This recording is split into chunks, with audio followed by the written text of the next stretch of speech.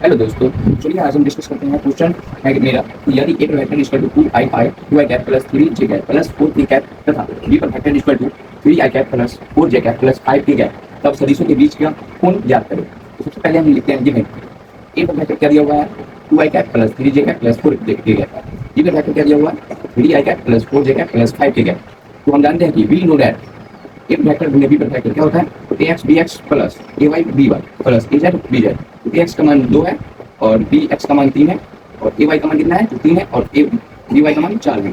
उसके बाद जानते हैं ए जेड का मान कितना है? 4 दिया हुआ है और बी जेड का मान 5 दिया हुआ है। तो इसको हम मल्टीप्लाई कर दिए, फॉर्मूला पे बैठा दिए। इसका मान कितना है?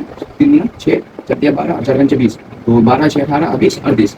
ए वेक्टर गुने बी वेक्टर का मान कितना है? 38। इसके बाद हम जानते हैं मोड ए के बारे में। अब मोड ए का मान निकालना है।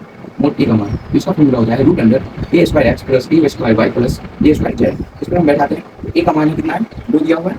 उसके बाद बी का मान, वाई का मान दिया हुआ है 3 और एक्स जेड का मान दिया हुआ है 4।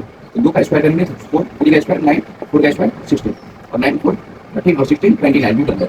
उसके बाद जानते हैं मोड बी के बारे में। मोड बी का मान क्या होगा? Root under B square X plus B square Y plus B square Z. इसका मान कुछ के लिए यहाँ से 3 का स्क्वायर प्लस 4 का स्क्वायर प्लस 5 का स्क्वायर। 3 का स्क्वायर 9, 4 का स्क्वायर 16, 5 का स्क्वायर 25 और 16 और 9 25 और 25 रूट अंडर 15। अब सदिशों के बीच का कोण निकालने के लिए बोल रहा है। यहाँ पे क्या बोला? सदिशों के बीच का कोण ज्ञात करें। सदिशों के बीच का कोण क्या निकलेगा? तो cos थीटा बराबर फॉर्मूला पढ़े थे।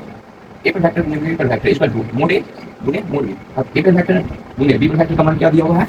यहाँ पे देखिए ए पर वेक्टर गुने बी पर वेक्टर का मान दिया हुआ है 38। उसके बाद मोड ए गुने मोड बी का मान, मोड ए का मान यहाँ पे दिया हुआ है रूट अंडर 29, यहाँ हम पुट कर दिए। उसके बाद मोड बी का मान क्या दिया हुआ? रूट अंडर 50, उसका मान पुट कर दिए। उसके बाद cos इनवर्स 1 तो इक्वल टू 38 और इस दोनों को गुना करेंगे तो 40 50 आ जाएगा, मतलब 1450 रूट अंडर में। अगर 29 और रूट अंडर 15 को गुना करें तो यही आंसर आया।